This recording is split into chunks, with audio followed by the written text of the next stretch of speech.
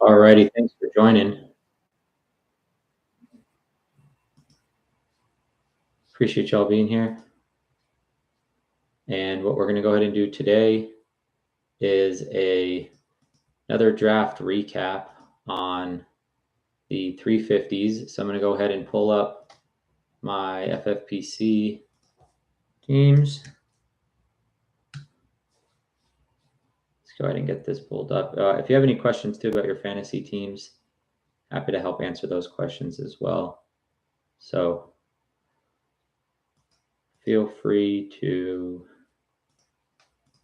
ask away.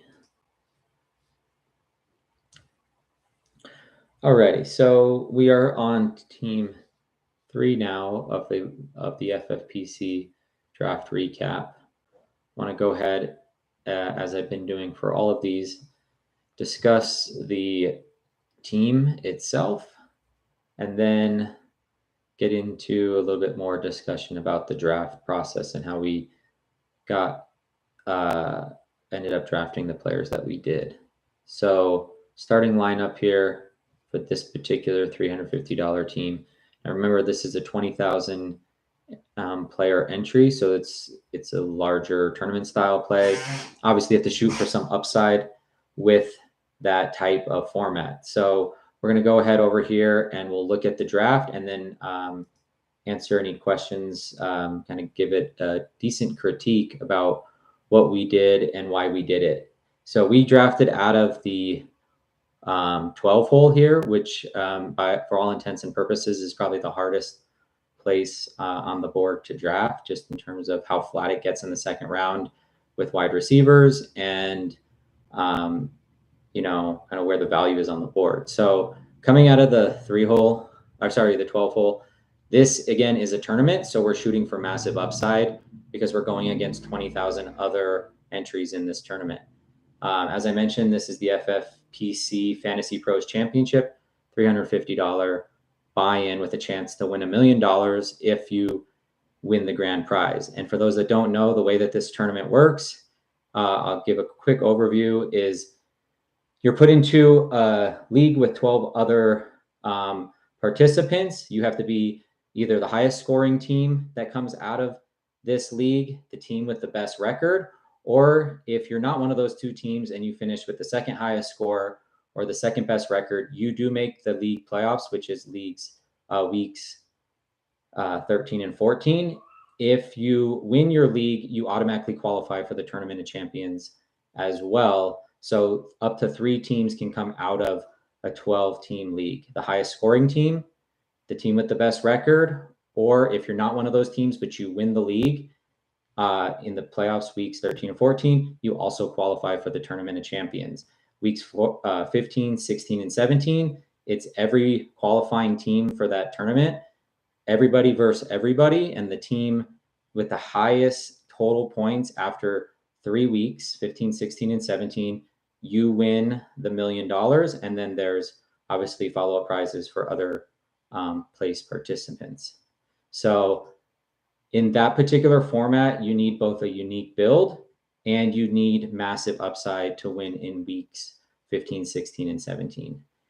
Go ahead and we'll pull up the draft and discuss the draft strategy. What we chose to do here was robust RB.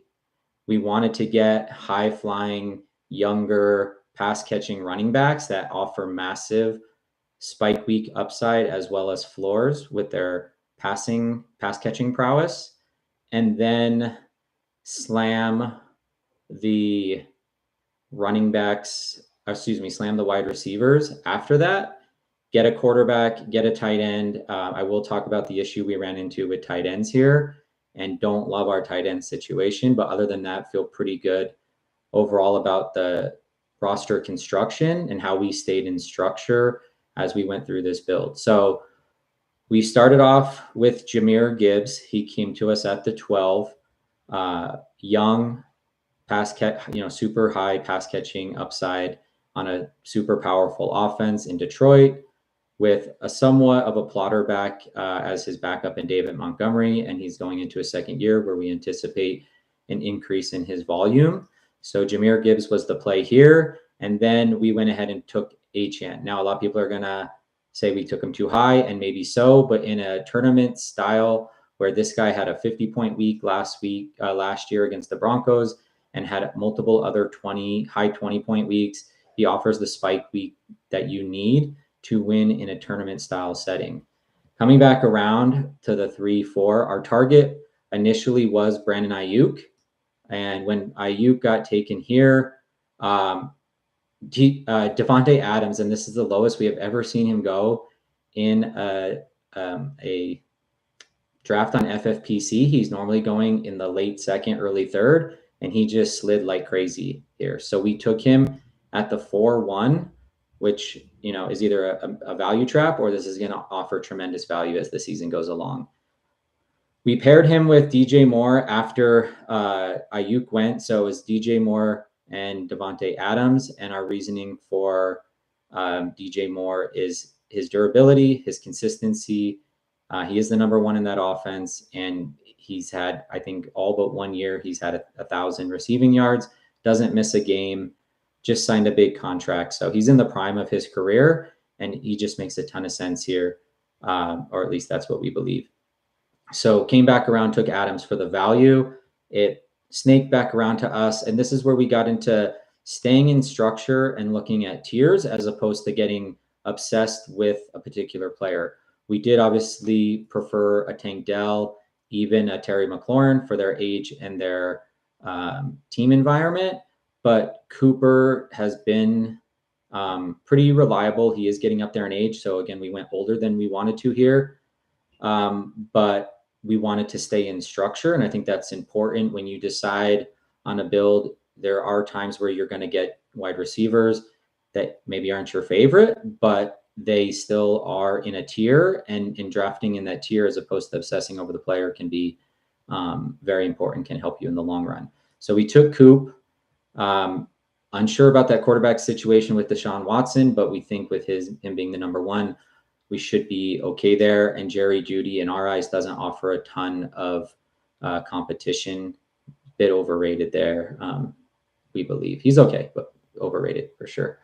Coming back around, we took Ridley. This was a play on, well, one, the fact that he's younger than Keenan. Brian Thomas would have been an option. Coming the other way. So 7 here. Deontay, just not a fan really. And then Chris Godwin. This is the other one that I was considering. We ended up going with Ridley here. And part of that is that we think Hopkins is older. He's starting to, his efficiency numbers are declining. They are going to be in an offense where they're most likely trailing in most games. And so they will be passing the ball. Ridley doesn't get there on efficiency, but he does get there on volume. And he is playing in that role similar to what Chase played last year in Cincinnati. The offensive coordinator for the Bengals last year is now the head coach in Tennessee. So Ridley here, we're staying in structure. We're now up to 4 wide receivers. And then we come back around. And at this point, our favorite targets, Odunze, Smith, Brian Thomas, they're all gone. And so we go in this tournament style setting, we go for Christian Watson. Last year, he was going in the 3rd round. This year, he's fallen down between the 7th and the 8th. Not completely sold on his talent and his skill, but he is tethered to Jordan Love, who's an above average quarterback. He is tethered to Matt LaFleur, who's an above average coach. And we anticipate that will be one of the better offenses in the league. And he offers massive spike week upside. So in that tournament style, if he gets it going late in the season, he's that type of player that you need in this type of format to get those 220 point weeks to go win $1 million. So at this point, we now have 5 wide receivers and 2 running backs. We did want Brock Bowers here. I just want to point that out, but he didn't make it back to us at the 5-6 turn. At that point, we were looking at pulling Njoku up. That didn't feel right. Pulling Goddard up. That didn't feel right. And then Conklin goes, which wasn't really, very clear to us. So then what we ended up ultimately doing here was getting Kyler Murray, and we don't have a stack with him yet, but we'll find out later that we ended up getting a stack with him. And then, so at this point, we're drafting him naked just for his rushing upside, the fact that every year he's finished as a top 5 or 6 quarterback when he's been healthy. So we felt like that was good value given all the other rushing quarterbacks were off the board at this point. And he was most likely going to go to this Harrison guy or this Trey McBride guy. And at that point, we would lose him and we'd be into more high volume passing quarterbacks as opposed to quarterbacks that have, proven it on the ground. Yes, there's a Jaden Daniels and, he's kind of the other last running quarterback here, but we wanted his upside. So we stuck with Kyler Murray here at the 8. When it came back to us at the 9-10, Brian Robinson slipped to us here, and we felt like he was a perfect RB3 for this build because he's going to be the starter from week 1. You've got an aging Austin Eckler. He does catch passes, although not at the clip that the other 2 guys do, but he is a pass-catching running back in an offense that should be ascending with the likes of Jaden Daniels and the new coaching staff. So we take Brian Robinson here, and because we lost out on Bowers, this was high risk, high reward. We pulled the trigger on Hawkinson here, knowing he's not going to be back for, 4 to 8 weeks. Hopefully it's on the shorter end of that, but, somewhere in that 4 to 8 week range, and then he'll probably start off a little slow. So we are behind at this point on tight end. That's a clear acknowledgement on our part because we lost Bowers here on that 5-6 turn.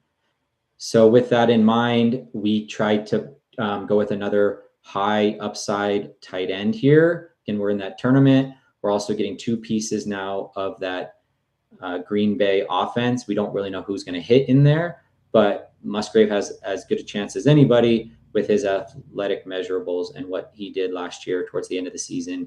It particularly in that playoff game against the Dallas Cowboys, where he caught like a 40-plus yard pass and has the ability to sort of leak out on these play action passes where he can easily run by linebackers when he's doing these deep posts, and he leaks out on play action. So we like Musgrave's upside here, and we're hoping he could be useful while we wait for Hawkinson to get back.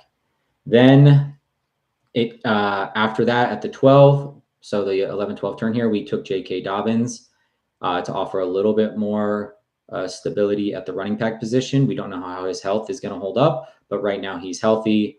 He's playing behind a very strong offensive line in Los Angeles, and he does have Greg Roman as his offensive coordinator, who is known for putting together elite rushing attacks. So taking a chance there with Dobbins, but at the 12th round, we felt like that was good value.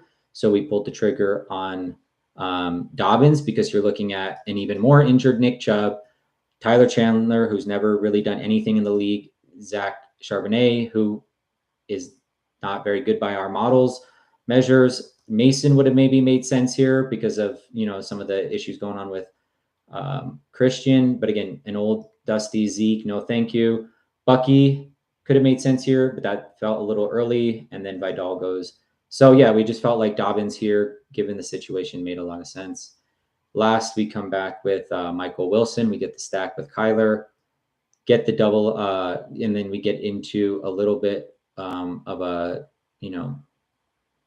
not really sure what to think of Gibson, but just adding some backup. We get Wendell, we get Cowing, and then follow that up with Tucker, Kraft, Justin Herbert at the very end, defense, and kicker. So if we go ahead and look at the team, we take a look at the matchup for week 1, and what we're going to find is it's a pretty even matchup. Lamar put up 28 points, and Derrick Henry put up 10. We've got the high flyers. We've got the stable quarterbacks. So think we're going to go ahead and get this one locked up for week 1. Feeling pretty good about that.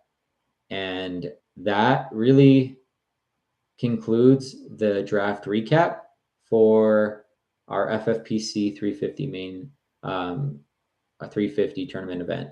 We've got 3 other teams to review over the next 3 days. So I'll be popping on the live stream to go over those drafts as well and talk through, what we did well, what we could have done differently, and kind of go from there. Appreciate you guys tuning in. And, let me know in the comments what you think of the team, what we could have done better. Love to hear your feedback and always looking to improve. Also, let us know what content you're interested in so we can go ahead and, adjust as necessary to get you guys the content that you're looking for. Appreciate you all tuning in, and we will catch you later. Take care and have a good weekend.